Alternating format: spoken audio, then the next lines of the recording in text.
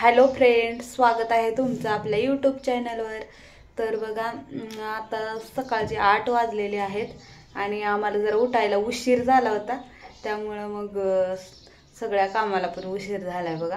तर आता काय झालं रात्री की आबीला झाली सर्दी आणि मग त्याचा कालच्यापासून खोकला जरा जास्त वाढलाय। मग त्या खोकल्यामुळे ना त्याला झोपच येत नाही कसलीच। मग तो रात्री ना झोपतच नव्हता किती वेळ, तर मग 2-2:30 वाजता झोपलाय। मग सकाळी जरा उठायला उशीरच झाला। 3-4 दिवस झाला आमची झोपच पूर्ण झाली नाही, त्याच्यामुळे झोप लागली ती सकाळी 6-6:30 वाजता जाग झाली, त्याच्यामुळे उशीर झाला। आणि आज दादाला शाळेत जायला बी उशीर झालेला आहे।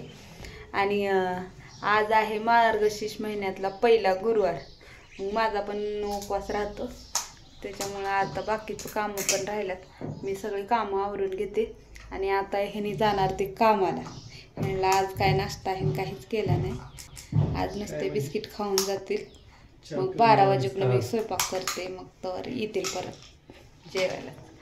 तर आज डायरेक्ट जेवणच आहे त्यांच्यासाठी। तर आधी अजून झोपलेला आहे, तर झोपलाय तर मी माझी सगळी कामं आवरून घेते, स्वयंपाक हे आवरून घेते। मग नंतर त्यांनी ना दादाला सोडायला आली की 12 वाजता मग जेवण करते। तर चला मग आता मी बनवते चहा। स्वयंपाक झालेला आहे, दादा आलाय आता शाळेतून। दादाचे पप्पा गेले होते आणायला आणि आबी पण गेला होता आणायला।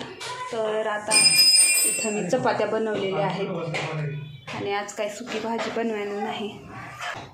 तर इकडं तुरीच्या डाळीचं वरण बनवले,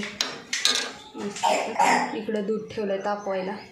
मग सगळं काम आवरले, आता ह्यानी ना जेवायला बसणार आहेत। आता मी जेवण झालं की मग मी पूजा हे मांडून घेणार। त्यांनी कामाला गेली की मग मी माझं निवांत बाकीचं करत बसे। भूक लागली तर मस्त इकडं तुरीचं वरण बनवलेलं आहे, तुरीच्या डाळीचं। इकडं आहे भात, इकडं आहेत चपात्या। तर बघा, दुपारची माझे कामं आवरून झाल्यानंतर मग मी फरशी ते साफ करून घेतली आणि चौरंगी चांगला स्वच्छ धुवून घेतला। त्यानंतर रांगोळी ते काढून घेतली आणि मग दादाचे पप्पा घरी आल्यानंतर मग त्यांनी पूजा मांडली, कारण मला पूजा मांडायचं नव्हतं, तर त्यामुळं मग त्यांनी पूजा मांडून घेतली। तर मार्गशीर्ष महिन्यातला पहिलाच गुरुवार असल्यामुळं ना पूजा मांडताना गुरुवार धरायला चांगलं पण नाही वाटत, तर त्याच्यामुळं मग त्यांना मांडायला लावली होती। तर त्यानंतर पूजा मांडून झाली त्यांची, मग मी माझा स्वयंपाक करायला तयारी केली। तर मला बनवायचं होतं मेथीची भाजी आणि वरण आणि चपात्या आणि भात।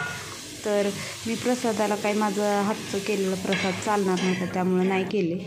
वरण बनवून झालेलं होतं, तर आता मेथीची भाजी बनवणार आहे।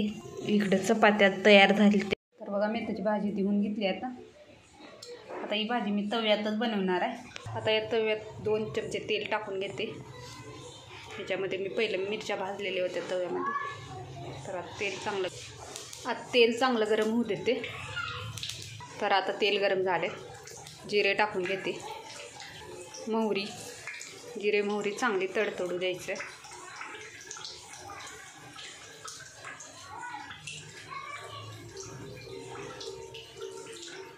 आता जिरे मोहरी तळली चांगली, लसूण,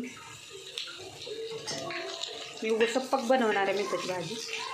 आता याच्यामध्ये तिखट हे काहीच घालणार नाही, अगदी साधं सिंपल बनवणार आहे, कारण ना आबी बी खातो। मग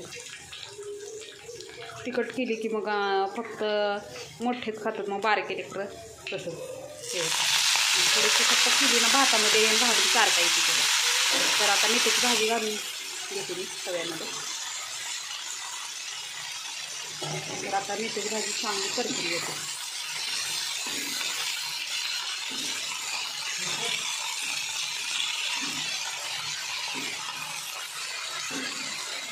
तर आता याच्यामध्ये शेंगदाण्याचं कूट घालून घेते, मोठं वाटलेलं, आणि चवीनुसार मीठ। हिरव्या भाज्यांना ना मीठ बघूनच टाकायचं, थोडं बी कमी जास्त झालं ना मग खरट लागतात लगेच। आता शेंगदाण्याचं कूट घालून घेतल्यानंतर छान परतून घेते भाजी।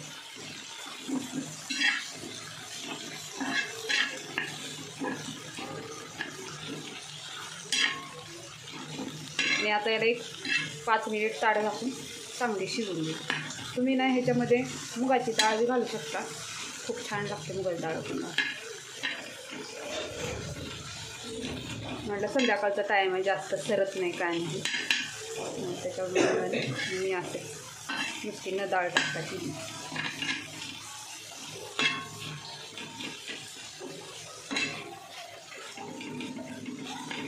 आता याच्यावर ताट झाकून ठेवते. 1-2-3 मिनटं चांगलं वाफवून घेते भाजी. पहिलंच चांगली परतून घेतली ना, कडवट पण लागत नाही आणि छान शिजली पण जाते भाजी. बघू शकता किती मस्त अशी दिसायला लागली.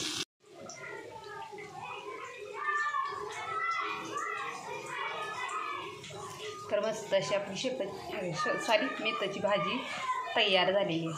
तर मस्त अशी आपली मेथीची भाजी तयार झालेली आहे. बघू शकता किती छान झाली. आणि ह्या भाज्यांना ना सहसा करून ना मोठं कूट वाटून टाकायचं.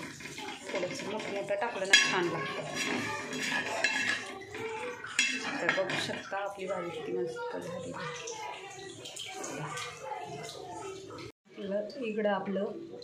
इकडं आपलं वरण पण तयार झालेलं आहे. तर बघा आता किचन पण साफ करून घेतलेलं आहे मी स्वयंपाक झाल्यानंतर.